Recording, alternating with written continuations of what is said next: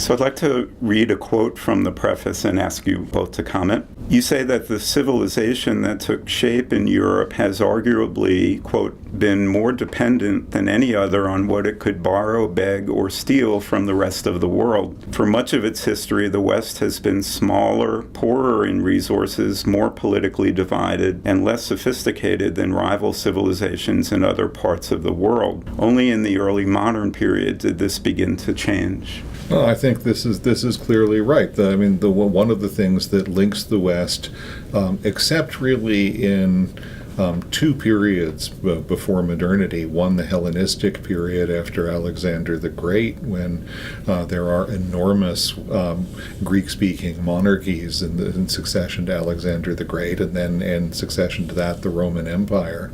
But apart from that, the West is normally a group of very divided states.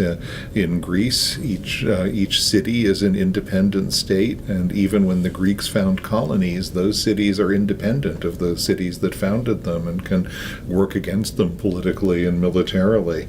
So when the Greeks defeat the Persians in the two invasions of Greece in 491, 490, and 480 BCE, this is an extraordinary confrontation between a group of small divided cities and an immense empire, one of the biggest, it's not as big as China, but it's one of the biggest empires in the world at the time, the Persian Empire. So this is simply an extraordinary and very unexpected outcome. I don't think either Greeks or Persians really expected the wars to go the way that they did. Mm-hmm. But from the start, these kind of scrambling, impoverished, and often pretty unsophisticated Westerners do have a way of looking up and getting what they need, whether it's spices or silk or a way of thinking about medicine that really reflects knowledge of anatomy and physiology. They know where to look to learn these things, and that just seems to be one of the characteristic processes of world history until fairly recent times. And in the 18th century and after, I think it's possible to say that these gradients change and the West becomes a source of knowledge and technologies and ways of doing things for the rest of the world. But that's very recent, very contingent, and it's not clear that it's even true anymore in the way that it has been for a couple of centuries. Mm-hmm. I mean, I think there are so many different ways to look at this. I think another important factor is the history of Christianity, the history of universalism.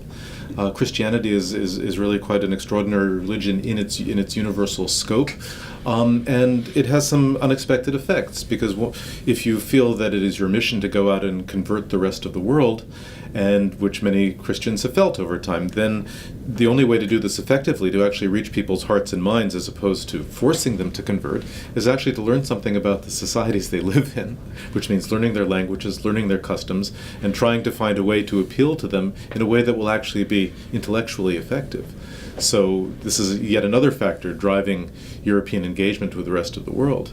But as Tony says, I think the fact of the divisions within Europe, the competitions within the West, have always driven people outwards. They've always looked to see, well, where can we get this advantage elsewhere? And there's always been a degree of anxiety associated with this, as early as the early 17th century, when Samuel de Champlain founds a colony in Quebec.